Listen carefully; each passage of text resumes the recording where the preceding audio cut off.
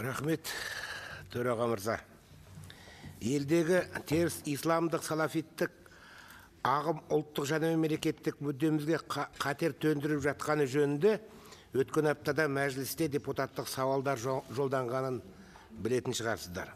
Бұл сауалдар еркеннің ермек емес, Қазақстан қоғамын, оның рухани ортасын барған сайын меңдеп бара жатқан салафизм, арабизм дертінің алдын алудан туған жан дәрмен азаматтық алаңдаушылықтың мүддесі еді. Құрметті әріптестер, біз мемлекетіміздің ұлттық тұтастығы мен халқымыздың дәстүрлі діни діңін, ұрпағымыздың болашағын қатерге байлап бере алмаймыз. Біз ұлттық қадір қасиетімізді сақтаймыз десек, елдің ішіне іріткі салған жат діни ағымды ақыл санадан да, ауыл қаладан да қуып шығуға міндеттіміз. Бірақ депутаттар қаққан дауылды бұлар ислам дініне қарсы шықты деп, әлдекімдер әлеуметтік желіде Ринаттың 80% сияқты өңін айналдырып дабыра салып жүр. Ескерте кетейін, біздер жалпы исламға және елдегі исламның Ану Ханифа мәзғабына қарсы емеспіз. Біз дәстүрлі дінге бүйі түйгендей болған салафизм, уахабизм идеясына қарсымыз. Құрметті Тамара Қасымқызы, осы орайда менің үкіметке және министрлер комитетіндегі әлеуметтік саланың жетекшісі ретінде сізге бір сауалым бар. Қазір қазақ халқының ежелден өмір сүру және тұрмыс салт дәстүріне жат салафизм сектасы мен жат идеологиялық ағымға қарсы үкімет тараптан жасалған концепциялық бағдарламалар бар ма? Елдегі исламдық діншілдік алауыздықтан туындайтын ұлттық қауіпсіздікке қарсы, қатерге қарсы тұру мақсатында үкіметпен тиісті уәкілет. Тамара Қасымқызы, түсінікті ғой сұрақ? Жауап беріңіз. Рахмет сұрағыңызға.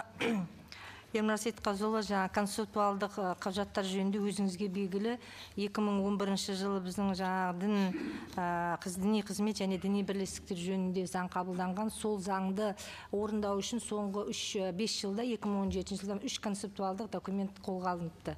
Енді оның бәрін өздеріңізге белгілі, саясаттың дін саласындағы ойындалу жөніндегі тұжырымдама мен кешенді жоспар. Сонан кейін 2018-2022 жылдарға арналған діни экстремизмге және радикализмге қарсы мемлекеттік бағдарлама болған. Бірақ енді атқарылған жұмыстар бар, олардың бәрін тізбелеп отырудың қажеті жоқсыздар, оны қажет болса жазып беремін. Бірақ бүгінгі негізгі проблема, өздеріңіз айтып отқан проблема, үлкен проблема болып отыр.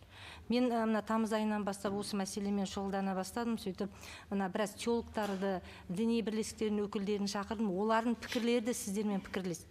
Сіздердің ұсыныстарыңыз оларды қолдап отыр. Бірақ осыған қосымша тағы 3 проблеманы айтып отыр. Бірінші, біздің әлеуметтік желілердегі әртүрлі діндерді, әртүрлі бағыттарды уағыздайтын контенттерге тосқауыл қоя алмай отырғанымызды. Екінші, біздің қоғамдағы діни сауаттылықтың төмендігін.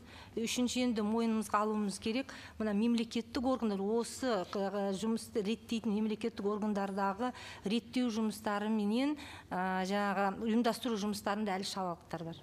Мысалы, кешегі енді мектеп басталар алдында хиджаб бойынша біздің мемлекеттік органдардың толық жауап бермеуі қоғамның өзін үлкен пікірталасқа алып келді.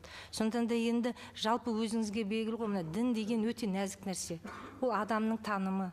Сондықтан да біз көп нәрсені заңды түрде реттеуіміз керек деп отырмыз. Сондықтан өздеріңіз ұсыныстарыңызды қолдай отырып, мен ойлап отырмын, біз шетелдік тәжірибелерін бәрін қарадық. Сауд Арабиясының өзінде мемлекеттік реттеу, діни бірлестіктерді мемлекеттік реттеу функцияларын күшейтіп жатыр.